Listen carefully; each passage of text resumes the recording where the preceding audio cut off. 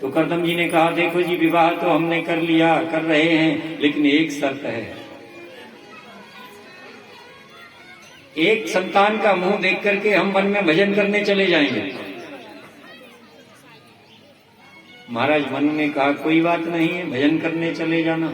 ये तो मुक्त भोगी थे, जानते थे एक बार जो कोई गृहस्थी में फंस जाता है उसे तो भगवान ही निकाल पाते हैं, जीवन भर वह गृहस्थी में ही रहता है।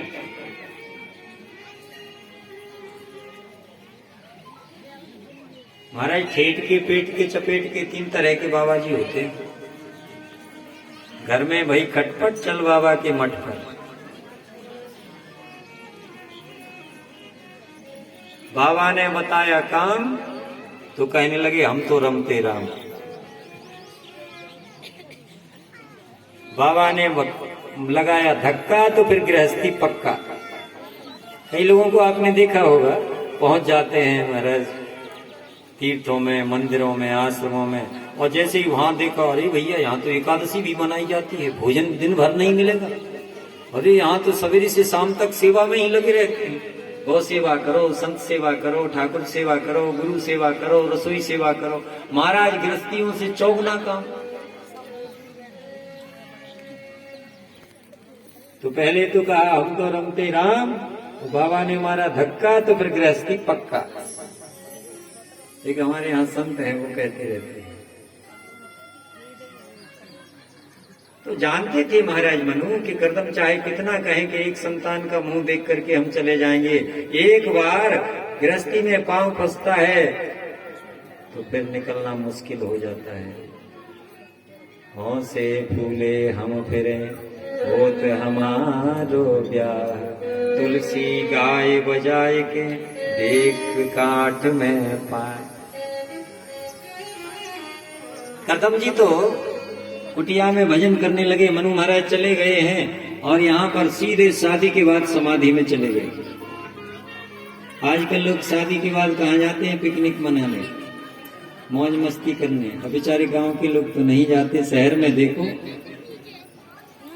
और प्री वेडिंग, इतना दुराचार अनाचार इस देश में हिंदुओं में फैलने लगा है, पैसे के नाम पर पाखंड करने लगे हैं। शादी के पहले होने वाले वर वधू दोनों की वीडियोग्राफी होती है और घूमने के लिए जाते हैं, और फिर देखते हो आप शादियों के पंडाल में क्या नाटक होता है। तो धन के नाम पर, विलासता के नाम पर और विदेशी संस्कृति के नाम पर यह हमारी संस्कृति का उच्छेदन किया जा रहा है, और उसका दुष्परिणाम भी निकल करके आ रहा है। धन्य है वह ग्रामीण नर नारी जो अपने धर्म का पालन करते हैं। सीधे समाधि में चले गए, लेकिन धन्य है वह सुशीला। गर्मी लगती है तो शीतल हवा करने लगते हैं, और सर्दी लगती है तो गर्म वस्त्र से अपने पतिदेव के शरीर को ढक देती हैं। जिस प्रकार से पार्वती मैया भोले बाबा की सेवा करती है। यहाँ पर पार्वती जी का संकेत आया। पितृभ्याम प्रस्तुते साध्वी पतिमिंगित को विदा, नित्यं परिचरत प्रीत्या भवानीव भवं प्रभुं। सेवा भी कैसे करती हैं? बोले विश्रम्भेण आत्म शौचेन गौरवेण दमेन च शुश्रूषया परमया शुश्रूषया सौहृदेन वाचा मधुरया च भो। कामना पूर्ण करेंगे। दृढ़ता के साथ सेवा करती हैं। पति की आज्ञा का पालन करना चाहिए, पति की सेवा करना चाहिए, घर में व्यर्थ का विवाद नहीं करना चाहिए। ये सुंदर उपदेश पतिव्रत धर्म का अनुसुईया मैया ने दिया है श्री जानकी जी को।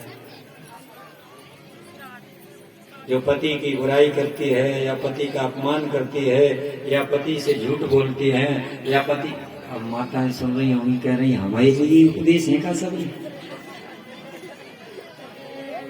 झूठ तो बोलना पड़ता है महाराज। घर में 2 महीने से पहले कोई बात सुनते ही नहीं है, इसलिए झूठ बोलना प्रारंभ करते हैं। देखो घी नहीं है, देखो चीनी नहीं है। जब 10 बार कहेंगे तब तो झूठ बोल के ही तो काम कराते हैं।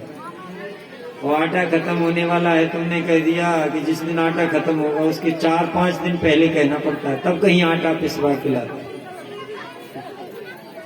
अच्छा, आटा पिसवा के लाते हैं कि गेहूं पिसवा के? आज श्रीमान करदम जी ने समाधि खोली। समाधि खोली तो देखते क्या है सामने, जो देवहूति 16 वर्षीय कमल नयनी आज इसके मुंह पर धुलियां पड़ी, लेकिन तेज दैदीप्यमान हो रहा है। कहने लगे, देवी आपकी तब से मैं प्रसन्न हूँ, वरदान मांगो।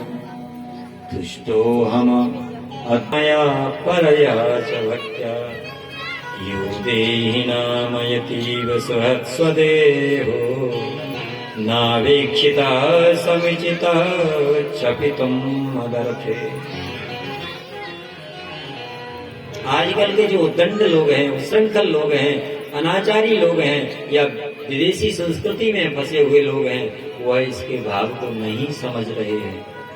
उसका परिणाम पूरे सनातन धर्म को भोगना पड़ रहा है। क्या इच्छा है तुम्हारी? बोले महाराज, सबसे बड़ी गृहस्थ की इच्छा संतान की होती है।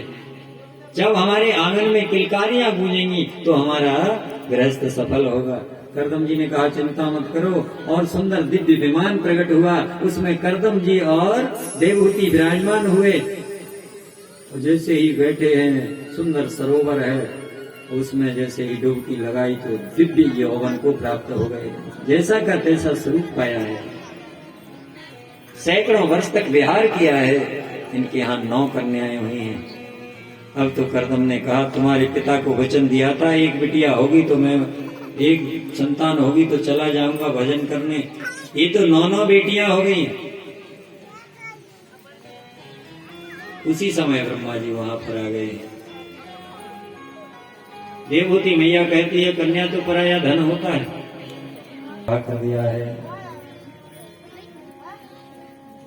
कला नाम की कन्या मरीचि ऋषि को प्रदान की, अनुसुईया नाम की कन्या महाराज अत्रि को प्रदान करी है, श्रद्धा नाम की कन्या अंगिरा को, अभिर्भू नाम की पुलस्त ऋषि को, पुलह को गति प्रदान करी है, क्रतु को क्रिया से विवाह किया, भृगु को ख्याति, और महाराज वशिष्ठ जी के साथ अरुंधति का। पर श्री करदम जी को ब्रह्मा जी ने कहा कि जिसको पाने के लिए तुम वन में जा रहे हो वह तुम्हारे घर में ही आएंगे।